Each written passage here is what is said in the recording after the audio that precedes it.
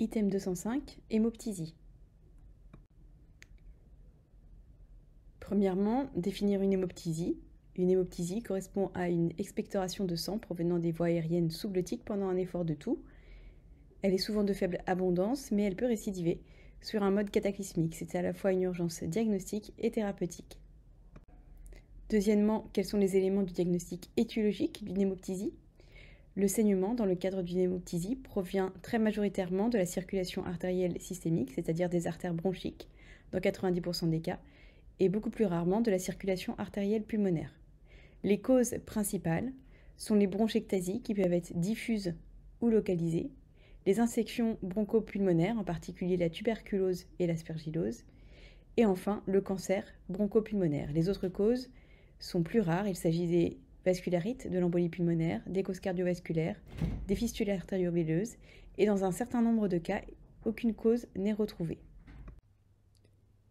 Alors, quel est le bilan initial en imagerie d'une hémoptysie ?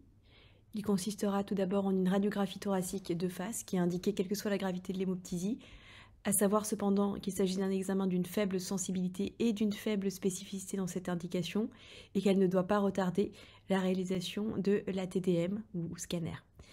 Le scanner thoracique ou TDM thoracique avec injection de produit de contraste est en effet l'examen central pour le diagnostic. Il permet tout d'abord de localiser le saignement par la mise en évidence d'une hémorragie intra-alvéolaire, puis d'identifier la cause du saignement et identifier la circulation responsable, artérielle systémique ou artérielle pulmonaire. Et enfin, il permet la réalisation d'une cartographie du réseau artériel bronchique, donc localiser les artères bronchiques, connaître leur nombre et leur trajet, en vue d'une éventuelle embolisation en radiologie interventionnelle.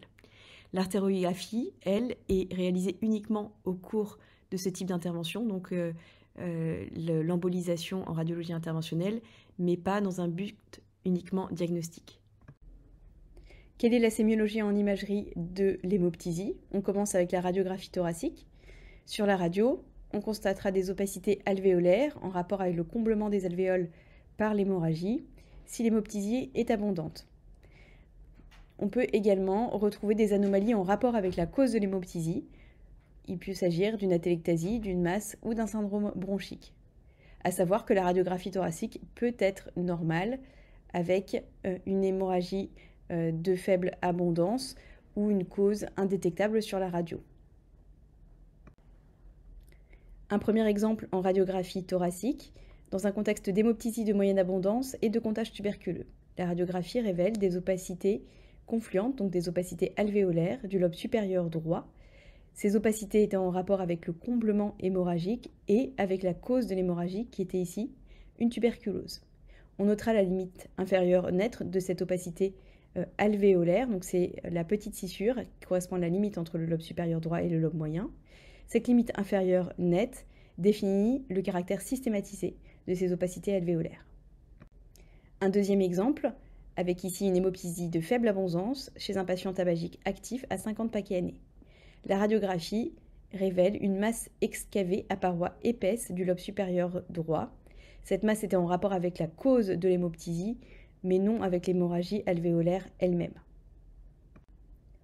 Passons à la sémiologie en scanner thoracique. Le scanner thoracique va révéler des plages de verre dépoli et ou de condensation alvéolaire d'étendue variable.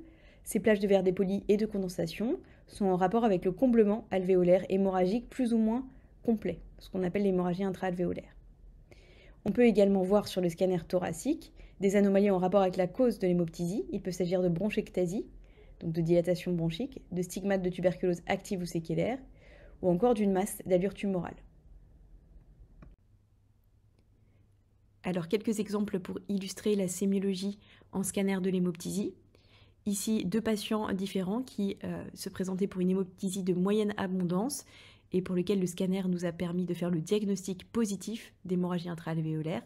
Cette hémorragie intra-alvéolaire se manifeste sur le patient à gauche par des opacités en verre dépoli, donc qui n'effacent pas les contours vasculaires, dans le lobe moyen et à minima dans le lobe inférieur droit. Sur le patient de droite, vous avez ces opacités qui sont à la fois des condensations au centre, c'est ce qui est cerclé, avec un peu de verre dépoli également en périphérie, dans le lobe supérieur droit.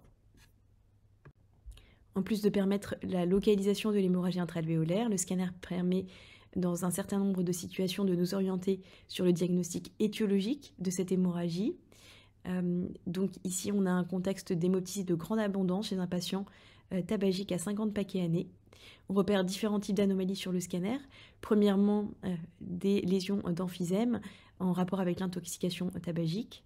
Ensuite, on a une masse de contours irréguliers du lobe supérieur droit qui est en rapport avec une tumeur pulmonaire.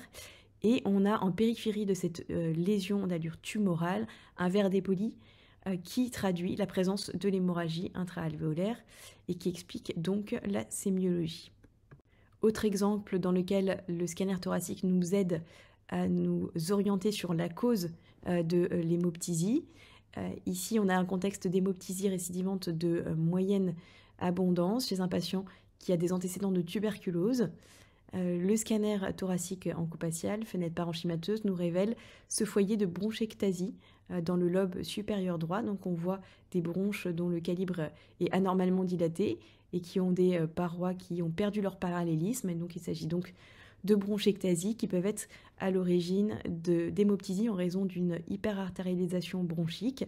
Vous noterez que sur cet examen, il n'y a pas d'image d'hémorragie intra-alvéolaire associée à l'hémoptysie clinique, peut-être probablement parce qu'il s'agissait d'une hémoptysie de faible abondance et qui n'était pas détectée sur les images scanographiques. Un dernier exemple pour le diagnostic étiologique de l'hémoptysie. On a un contexte de hémoptysie récidivante de faible à moyenne abondance chez un patient qui a des antécédents de sarcoïdose stade 4, donc au stade fibrosant. Scanner thoracique encopaxial et fenêtre parenchymateuse à nouveau, qui révèle la présence de cavités pulmonaires apicales bilatérales, séquelaires de la sarcoïdose. À droite, on a une masse arrondie déclive, qu'on appelle le gros lot, en rapport avec un aspergillome développé dans la cavité. Ces aspergillomes peuvent être à l'origine d'hémoptysie, même si chez ce patient, il n'y a pas d'image d'hémorragie intra-alvéolaire.